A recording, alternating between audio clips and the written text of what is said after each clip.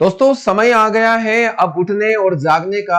आप सभी जानते हैं कि आर्मी रिक्रूट बोर्ड के द्वारा एग्जाम्स डेट डिसाइड हो चुके हैं। हाँ, मैं सही बोल रहा हूँ। 30 जून से एग्जाम स्टार्ट होने वाले हैं आप लोगों के और 10 जुलाई तक आपके एग्जाम्स कंटिन्यू चलेंगे। दोस्तों ये वही दिन है जिसका बेसब्री से आपको इंतजार था। तो ये दिन आ गया है जब हमें अपना सपना पूरा करना है। दोस्तों अब परफॉर्मेंस देने की बारी आ गई है हमारी, क्योंकि इतने दिन से हम लोग हमारी तैयारी को बहुत अच्छे से कर रहे हैं और आगे भी हम आपके साथ जुड़े हुए हैं इस तैयारी में। दोस्तों अभी जितने भी दिन बचे हैं मैं आपसे एक रिक्वेस्ट करूंगा कि जो भी नोट्स आपके पास है, जिस नोट्स को आपने बनाया है, प्लीज उसका रिवीजन अच्छे से करें। रिवीजन के ये दिन है दोस्तों, अच्छे से धमाकेदार रिवीजन करते रहे।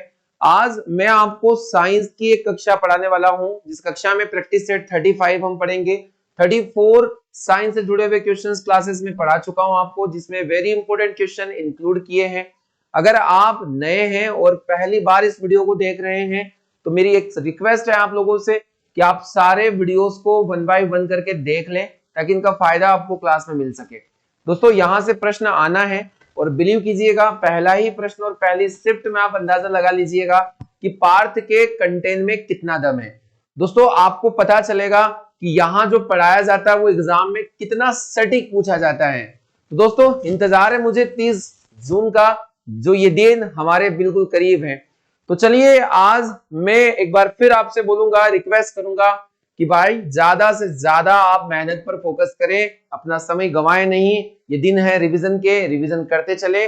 मैथ और रीजनिंग, मैथ को आप बहुत अच्छे से प्रैक्टिस करें। अभी इतना समय है कि एक दिन 2 दिन में आप एक चैप्टर भी प्लान करें तो आपके जो वो मेरी वेरी इंपॉर्टेंट टॉपिक है मैथ के, वो सारे कवर हो सकते हैं। तो प्लीज आप टाइम वेस्ट ना करें और अपना पढ़ाई पर पूरा पूरा ध्यान लगाएं। तो दोस्तों आज की श्रृंखला में मैं पढ़ाने वाला हूं आप लोगों को 35 प्रैक्टिस सेट। साइंस से 15 आउट ऑफ 15 की श्रृंखला हम लोग कंटिन्यू कर रहे हैं और इस श्रृंखला को काफी समय से हम लोग कंटिन्यू कर रहे हैं दोस्तों, और अब बारी आ गई है इसे अंजाम तक पहुंचाने की। आपका काम रहेगा तो चलिए कॉपी निकालिए और डालिएगा प्रैक्टिस सेट 35। देखते हैं आज के 15 क्वेश्चन क्या होने वाला है।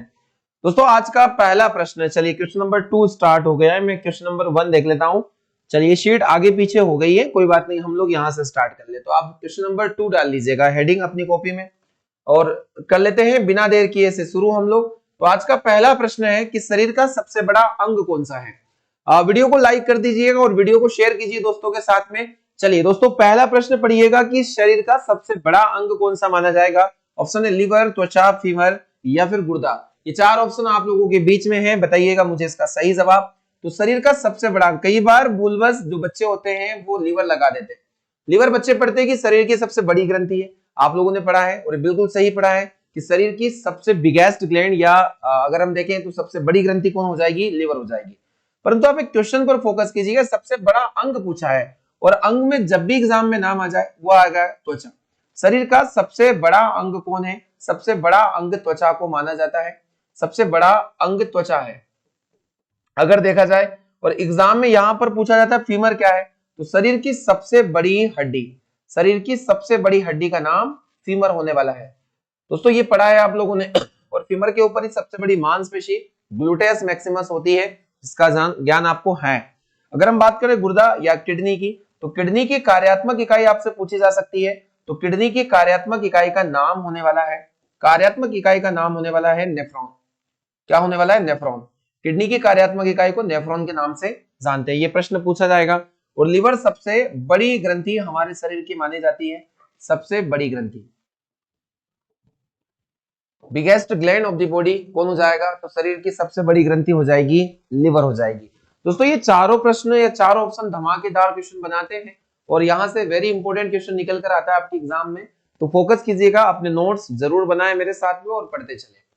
दोस्तों ध्यान दें, अब समय नहीं है हमारे पास, मात्र 22 या 23 दिन का समय है और इस समय में मैं जितनी हो सकता है उतनी क्लासेस आप लोगों के लिए अवेलेबल करवाऊंगा।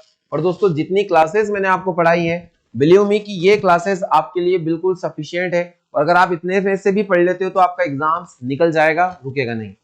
चलिए नेक्स्ट क्वेश्चन है कि यदि जलाशय में पानी जमता है तो पानी के तल का तापमान सतह की अपेक्षा क्या होना चाहिए। कई बार देखा होगा कि जो जलाशय होते हैं उनकी सतह जम जाती है फिर भी उनमें मछलियां जिंदा रहती है, उनके अंदर फिर भी जीव जो है वो जिंदा रहते हैं। तो क्या वजह है इसकी? तो हम लोग देखेंगे कि आप लोगों ने मान लीजिए ये जलाशय है, इस तरीके का जलाशय है, यहाँ पर पानी भरा हुआ है। अब वायुमंडल ऊपर है और वायुमंडल के संपर्क में जो पानी रहने वाला है वो वायुमंडल के अकॉर्डिंग, इसके अकॉर्डिंग सेट होगा। मान लीजिए यहाँ का टेम्परेचर 0 डिग्री सेल्सियस है, तो 0 डिग्री सेल्सियस के टेम्परेचर में जो अपर लेयर होगी वो जम जाएगी, यानी कि पानी बर्फ में रूपांतरित हो जाएगा। परंतु आप लोग यहाँ पर एक बात जरूर देखें, इस बात को आप लोगों को ध्यान से समझना है कि जो आंतरिक भाग होता है पानी का, ये पृथ्वी के आंतरिक भागों के संपर्क में रहता है और पृथ्वी के आंतरिक भागों के संपर्क में रहकर आंतरिक भाग का जो टेम्परेचर है वो कांस्टेंट रहता है, वो चेंज नहीं होता है। इस वजह से जो अंदर के तापमान है पानी का वो भी अलग रहेगा। यहाँ जीव जंतु जिंदा रह सकते हैं क्योंकि यहाँ का तापमान सतह के तापमान से काफी अलग होगा, यानी कि टेम्परेचर अधिक होता है, क्योंकि ये आंतरिक भाग पृथ्वी के इनर पार्ट को लेकर ये आपसे बात बोली जा रही है। दोस्तों ध्यान देना है कि पानी जम जाता है तो पानी के तल पर पानी की सतह की अपेक्षा, पानी के तल का तापमान सतह की अपेक्षा कितना हो जाएगा?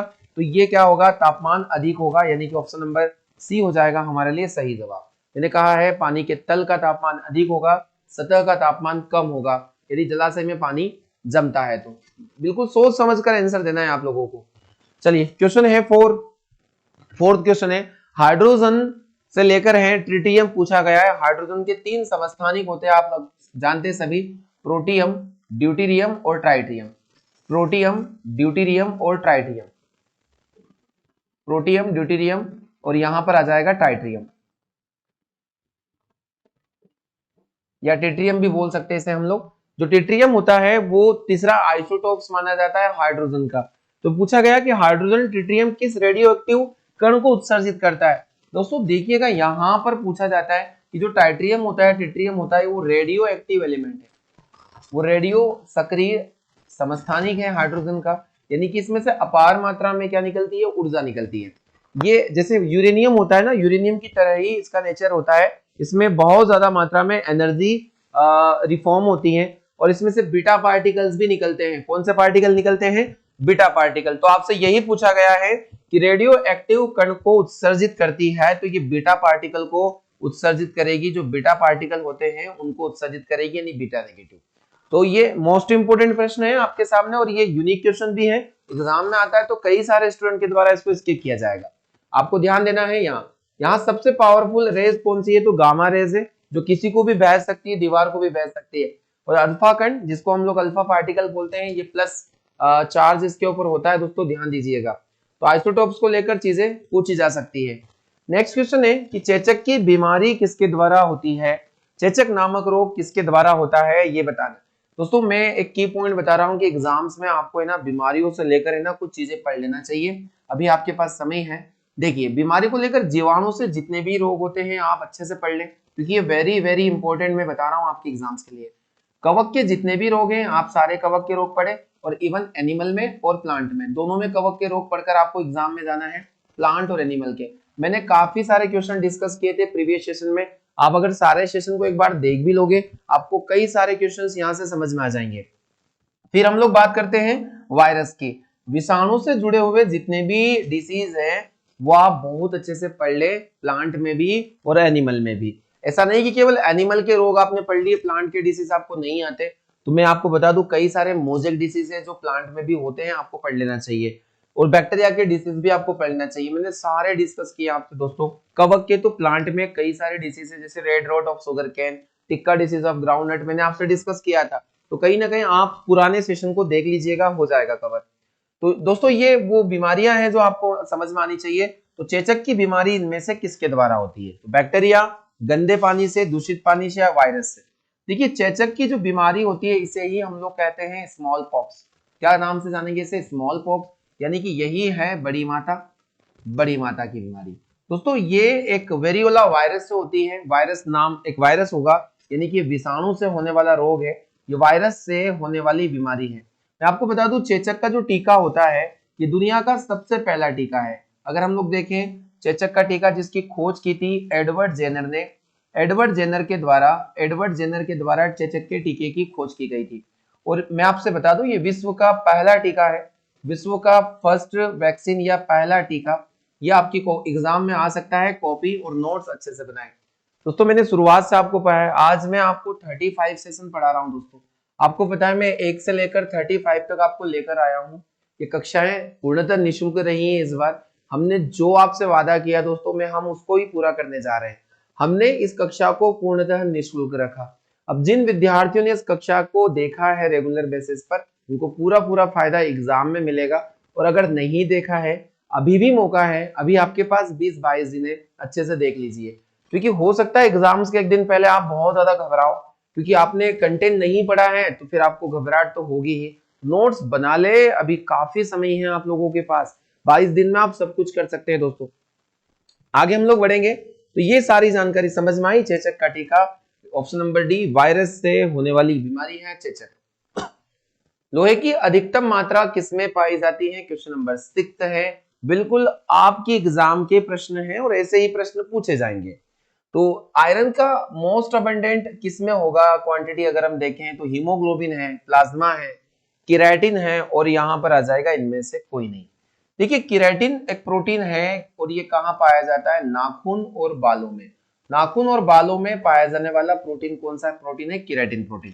प्लाज्मा की बात करें तो हमारे रक्त का एक भाग होता है, रक्त का ये 55% भाग प्लाज्मा से बना हुआ होता है, ये बात आपको पता होनी चाहिए। हीमोग्लोबिन हमारे ब्लड में एक प्रोटीन है और ये प्रोटीन ऐसा है हमारे खून का जो रंग होता है वो लाल रंग इसी की वजह से होता है। अब अगर हीमोग्लोबिन को हम लोग डिस्कस करें तो हीमोग्लोबिन के 2 भाग आपको मैं बताने वाला हूं, ये अपने नोट्स में जरूर एंट्री करेंगे आप लोग कि हीमोग्लोबिन के 2 भाग होते हैं। पहला भाग होता है इसका हीम, और हीम यहाँ आयरन कंटेंट माना जाएगा, और ग्लोबिन यहाँ एक प्रकार का प्रोटीन होता है। हिम में आयरन होगा दोस्तों। हम कहेंगे हमारे शरीर में लोहे की अधिकतम मात्रा हीमोग्लोबिन में पाई जाती है। ऑप्शन नंबर ए होगा सही जवाब। दोस्तों आज तक किसी चीज को शॉर्टकट नहीं समझाया है हमने, क्योंकि शॉर्टकट से हमें पता है कि कॉन्सेप्ट क्लियर नहीं होते हैं और हमारी क्लासेस पूरी कॉन्सेप्ट बेस्ड है। अगर आप अच्छे से समझेंगे, अदर से आप अपना कंपेयर करेंगे दोस्तों, आपको समझ में आएगा कि हम क्या पढ़ाते हैं। आपको एग्जाम में पूरा फायदा मिलेगा दोस्तों। आप थैंक्स जरूर बोलोगे हमें आकर, क्योंकि हमने कंटेंट ही आपको ऐसा दिया है। तो हम लोग 6 के लिए सही जवाब हो जाएगा हमारा ऑप्शन नंबर ए, हीमोग्लोबिन।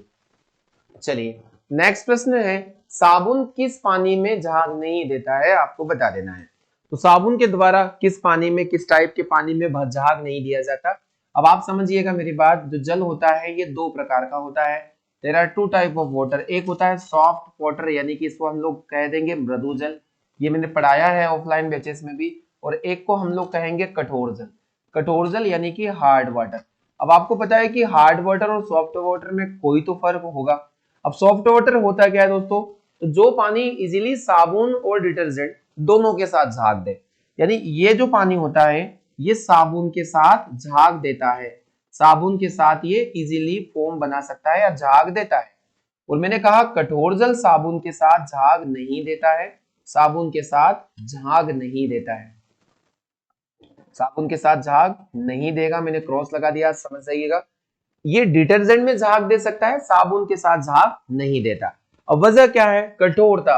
अब कठोरता आ जाती है पानी के अंदर किसकी वजह से? तो कैल्शियम व मैग्नीशियम आयन की वजह से। ये दोनों आयन प्रेजेंट होते हैं, कैल्शियम +2 और मैग्नीशियम +2। आपको यहां पर समझ में आ रहा होगा अच्छे से कि कैल्शियम और मैग्नीशियम आयन की वजह से जल के अंदर कठोरता आ जाती है, हार्डनेस ऑफ वाटर आ जाती है, जिसकी वजह से पानी साबुन में झाग नहीं देता है। दोस्तों सही जवाब हो जाएगा ऑप्शन नंबर ए।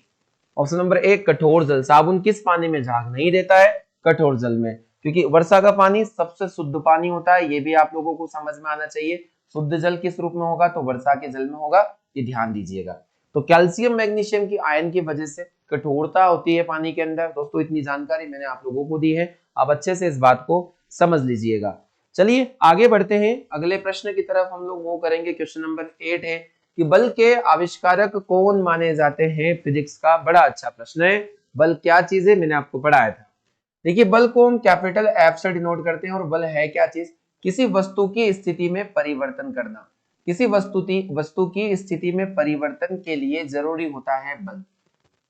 स्थिति में परिवर्तन करना या स्थिति को बदलना, उसके लिए जरूरी क्या होता है, तो उसके लिए बल जरूरी होता है। दोस्तों ध्यान दीजिएगा।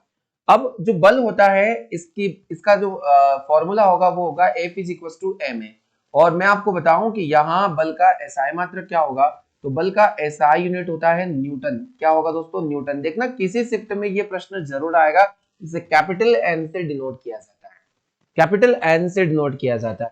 दोस्तों ध्यान दीजिएगा, मैंने कहा है कि क्लासेस रेगुलर रही है हमारे दोस्तों, हम पिछले कुछ महीनों से इन क्लासेस को कंटिन्यू कर रहे हैं। आपको अच्छे से पता होगा कि हम पूरा डेडिकेट आपके लिए रहे दोस्तों। तो क्या आपका छोटा सा एक फर्ज बनता है, इस वीडियो को सभी लोगों के पास पहुंचाएं। वो लोग जो किसी संस्था में पढ़े हैं या नहीं पढ़े हैं, अगर घर पर कोई व्यक्ति है तो उसे प्लीज उसकी हेल्प कीजिए, ये वीडियो सारे पहुंचा दीजिए, वीडियो उसके एग्जाम निकालने में काफी फायदेमंद रहेगा दोस्तों, जरूरी बात है। और बल का आविष्कारक है कौन? अब न्यूटन इसका SI मात्रक क्यों रखा गया, क्योंकि न्यूटन के सम्मान में सर आइजैक न्यूटन बल के आविष्कारक माने जाते हैं। न्यूटन ने अपने पहले गति के नियम में बल को परिभाषित किया गया था न्यूटन के द्वारा, तो आविष्कारक आ जाएंगे न्यूटन, SI मात्रक भी न्यूटन है बल का, और बल बराबर ma होता है, ये आपको मैंने यहाँ पर समझाया। क्वेश्चन नंबर 9, मनुष्य के शरीर में पानी की अधिकतम मात्रा कितनी हो सकती है? बहुत ही आसान सा प्रश्न है और इसका जवाब भी आसान होने वाला है। तो पहला ऑप्शन है यहाँ पर वाटर अमाउंट पूछा है आपसे, 40%, 65%, 60% और 80%। दोस्तों कई बुक्स में इसके अलग अलग प्रकार के कंटेंट मिलते हैं, पर मैं आपको एक ऑथेंटिक डाटा बता रहा हूँ कि हमारे शरीर में पानी की मात्रा अधिकतम होती है 60%। कितनी होती है? 60%। ये डाटा एग्जाम में फिक्स है दोस्तों, ध्यान देना, कई बोर्ड इसको मानते हैं। आपने कई बार पढ़ा है बुक में कि पानी की मात्रा 70% होती है, पर ये 60%। आप लोग यहाँ पर ध्यान दीजिएगा कि इस क्वेश्चन के अकॉर्डिंग 60% पानी का अमाउंट हमारी बॉडी में होता है, ये जरूरी चीज है। अब मैं आपको बताऊं मानव शरीर में कुछ क्वेश्चन एग्जाम में अगर पूछे जाए तो मानव शरीर में सर्वाधिक पाया जाने वाला तत्व कौन है? सर्वाधिक जो तत्व पाया जाता है, इस तत्व का नाम है ऑक्सीजन। क्या लिखिएगा आप? ऑक्सीजन हमारे बॉडी में सबसे ज्यादा पाया जाता है, और कितना पाया जाता है? तो 65% अमाउंट इसका होता है। अगर आपसे पूछा जाए कि इस मानव शरीर में सर्वाधिक धातु कौन सी पाई जाती है, मेटल कौन सी पाई जाती है, तो मेटल हो जाएगी कैल्शियम, जिसका सिंबल Ca होता है। आप अपनी कॉपी में जरूर लिखें इस बात को। तो चलिए, हमने इस प्रश्न का सही जवाब ढूंढ लिया है। अगला स्क्रीन पर आपके क्वेश्चन दिखा है कि भारी जल का रासायनिक सूत्र क्या होगा? हैवी वाटर को केमिकली किस नाम से जाना जाता है, बताइएगा। भारी जल, आपके ऑप्शन है H2O, N2O या फिर SO2 या फिर D2O। तो इस प्रकार के प्रश्न हैं आप लोगों के सामने, ध्यान से देखिएगा। तो भारी जल का अगर रासायनिक सूत्र हम लोग पूछे, केमिकल फॉर्मूला पूछे, तो भारी जल होता है D2O यानी कि ड्यूटेरियम ऑक्साइड। इसका नाम आपको बताने वाला हूं, ड्यूटेरियम ऑक्साइड। ड्यूटेरियम ऑक्साइड, तो ड्यूटेरियम ऑक्साइड को हम भारी जल के नाम से जानते हैं दोस्तों, ध्यान दीजिएगा इस बात को। ये बनता कैसे है? ये हाइड्रोजन के दूसरे आइसोटोप ड्यूटेरियम की क्रिया ऑक्सीजन से करवाने पर बनता है। आपको मैं बता दूं कि भारी जल में हाइड्रोजन की जगह क्या आ जाता है? ड्यूटेरियम आ जाता है, ध्यान रखना है। अब इसकी खोज किसके द्वारा की गई थी? तो इसकी खोज की गई थी यूरे और वॉसबर्न के अंदर, यूरे व वॉसबर्न वर्ग के द्वारा। दोस्तों इसका यूज नाभिकीय रिएक्टर में मंदक के रूप में किया जाता है, ये भी आप लिख लें, एग्जाम में यहां से क्वेश्चन बन सकता है। नाभिकीय रिएक्टर में मंदक के रूप में इसका इस्तेमाल किया जाता है, मंदक के रूप में इसका इस्तेमाल किया जाता है। ये बात आपसे एग्जाम में पूछी जा सकती है, तो D2O इसका सही जवाब हो जाएगा। चलिए अदर ऑप्शन को देख लेते हैं। H2O पानी का सूत्र है, N2O ये क्या है? तो ये नाइट्रस ऑक्साइड है, जिसे हम लॉफिंग गैस या हंसाने वाली गैस भी कहते हैं। और सल्फर डाइऑक्साइड एक प्रकार की प्रदूषक गैस है दोस्तों, वायु प्रदूषण के लिए प्रमुख रूप से जिम्मेदार मानी जाती है। क्वेश्चन नंबर 11, क्षैतिज ऊर्जा का सही फॉर्मूला क्या है? तो क्या आपने नाम सुना है क्षैतिज ऊर्जा? क्षैतिज ऊर्जा को ही पोटेंशियल एनर्जी कहते हैं, या इसको आपने पढ़ा होगा स्थितिज ऊर्जा के नाम से, पर ये एग्जाम में इस तरीके से बदल कर पूछा जा सकता है। तो स्थितिज ऊर्जा या क्षैतिज ऊर्जा क्या है? तो इसको हम लोग फॉर्मूला लिखते हैं mgh, जहां m मास है, g acceleration due to gravity है, गुरुत्वीय त्वरण है, और h क्या है? हाइट है। ध्यान दीजिएगा, यहाँ g का मान कितना होगा दोस्तों? तो g का मान यहाँ 9.8 मीटर पर सेकेंड स्क्वायर होगा, मीटर पर सेकेंड स्क्वायर होगा। ये है आपके लिए सटीक क्वेश्चन, मोस्ट इंपोर्टेंट प्रश्न। तो mgh हमारे लिए सही जवाब हो जाएगा, ऑप्शन नंबर ए एकदम सही जवाब इस प्रश्न के लिए। तो चलिए दोस्तों, यहां से एक प्रश्न और आ सकता है कि गतिज ऊर्जा का फॉर्मूला क्या होगा। तो काइनेटिक एनर्जी की बात करें तो 1/2 mv², हाफ mv², ये गतिज ऊर्जा के लिए सूत्र होगा, गतिज ऊर्जा के लिए सूत्र होगा। और दोनों का SI मात्रक जूल होता है। ये ऊर्जा के दो रूप है दोस्तों, गतिज ऊर्जा और स्थितिज ऊर्जा, ये आपको समझ में आनी चाहिए। चलिए, तो सही जवाब mgh। नेक्स्ट प्रश्न, क्वेश्चन नंबर 12 आप सभी के समक्ष, कि रसोई में किस गैस का उपयोग किया जाता है, रसोई में किस गैस का उपयोग किया जाता है। तो ऑप्शन है ब्यूटेन। दोस्तों ब्यूटेन एक गैस है। अब इस ब्यूटेन गैस को किसी के अंदर मिलाकर हम लोग इसका यूज करते हैं। एलपीजी, सीएनजी, सीएनजी का मुख्य संघटक हम मीथेन को मानते हैं, और मीथेन बायोगैस के रूप में उपयोगी या गोबर गैस के रूप में उपयोगी है। मीथेन इसी के अंदर होता है, और ब्यूटेन के अंदर एलपीजी में ब्यूटेन होगा। चलिए मैं इसको समझा देता हूँ। लिक्विफाइड पेट्रोलियम गैस, और लिक्विफाइड पेट्रोलियम गैस के अंदर दो गैसेस होती है, एक तो ब्यूटेन होती है, प्लस में प्रोपेन होती है। आपको मैं बता दूं ये दोनों अगर हम देखें तो दोनों गंधहीन गैस है, यानी कि इनमें किसी प्रकार की कोई गंध नहीं होती, ये गंधहीन गैस है। तो इसमें गंध के लिए क्या मिलाया जाता है, तो इसमें गंध के लिए एथिल मरकैप्टल मिलाया जाता है, एथिल मरकैप्टल मिलाया जाता है। अब दोस्तों ये प्रश्न एग्जाम में आ सकता है कि एलपीजी में गंध के लिए क्या मिलाया जाता है, तो विशेष गैस एथिल मरकैप्टल, और ब्यूटेन और प्रोपेन यहाँ गंधहीन गैस है।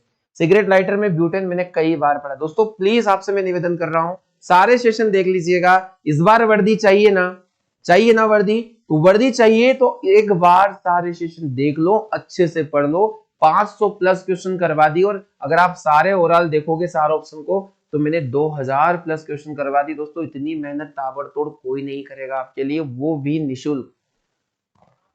आप समझ पा रहे हैं। तो हम लोगों ने एक बैच को स्टार्ट किया है, उसे अंजाम तक पहुंचाया। दोस्तों आपके साथ हम डटकर खड़े हुए हैं, और ये खड़ा है, हम रहेंगे आखिर तक, आपके साथ खड़े रहेंगे। आप निश्चिंत रहिए, बस आप पढ़िए अच्छे से। तो सही जवाब यहाँ एलपीजी होगा। और सीएनजी क्या है, CNG normally compress natural gas है, एक प्राकृतिक गैस है, और इसे बायोगैस, गोबर गैस हम कह सकते हैं। तो इतना आपको समझ में आना चाहिए। चलिए अगला क्वेश्चन देखते हैं। क्वेश्चन 13 है, सोडियम एक है, सोडियम क्या है, सोडियम के बारे में समझना है। सोडियम क्या है, एक मिश्रण है, एक धातु है, एक धातु है, इनमें से क्या है।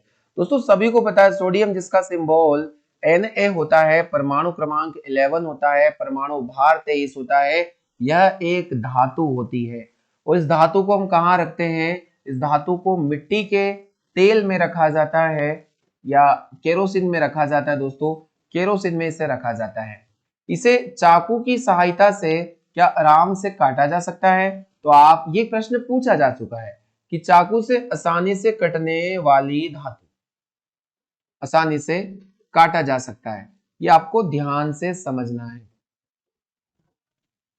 चाकू से आसानी से कटने वाली धातु कौन हो जाएगी, तो वो सोडियम हो जाएगी। तो सही जवाब ऑप्शन नंबर सी हो जाएगा, धातु है सोडियम, एक धातु का नाम है। चलिए दोस्तों, तो सही जवाब हमारे लिए सी हो जाएगा इस प्रश्न के लिए। नेक्स्ट क्वेश्चन है क्वेश्चन नंबर 14, प्रकाश वर्ष किसकी इकाई है। दोस्तों प्रश्न आ ही गया, ये प्रश्न पूछा जाएगा किसी न किसी शिफ्ट में। तो लाइट ईयर ऑप्शन है, दूरी का, ध्वनि का, विद्युत का और बल का।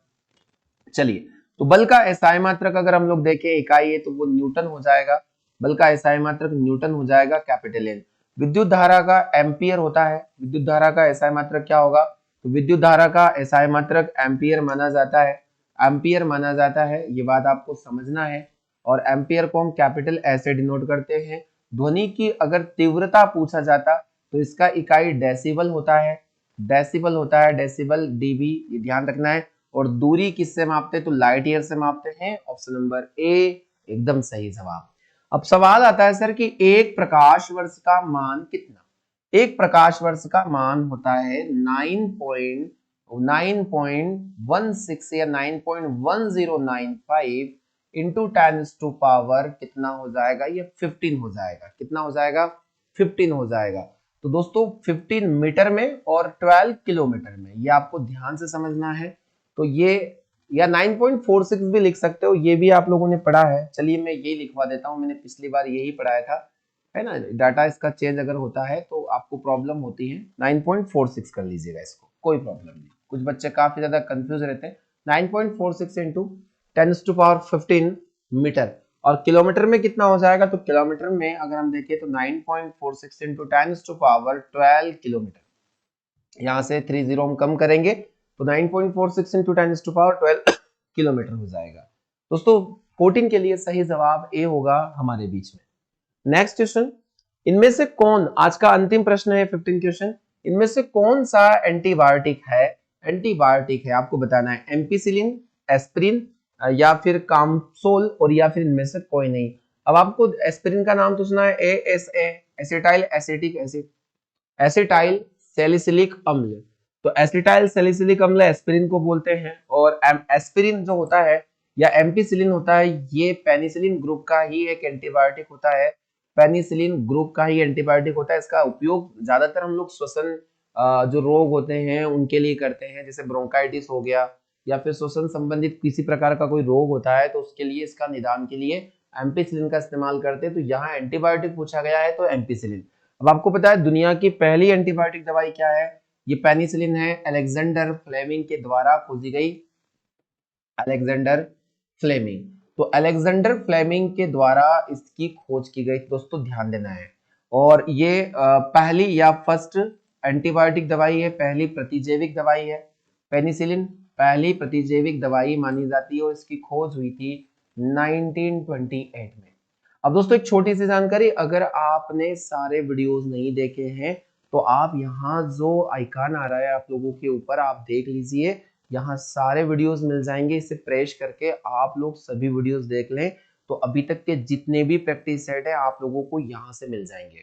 दोस्तों मिलते हैं हम लोग कल के सेशन में, तब तक अपना ख्याल रखें, अच्छे से धमाकेदार पढ़ाई कीजिए। इस बार फौज की वर्दी हमें लेके जाना है घर पे, और दोस्तों इंतजार है आप लोगों का कि आप वर्दी में हमारे सामने आएंगे। तो दोस्तों मिलते हैं हम लोग कल की क्लासेस में, आप सभी का बहुत बहुत धन्यवाद।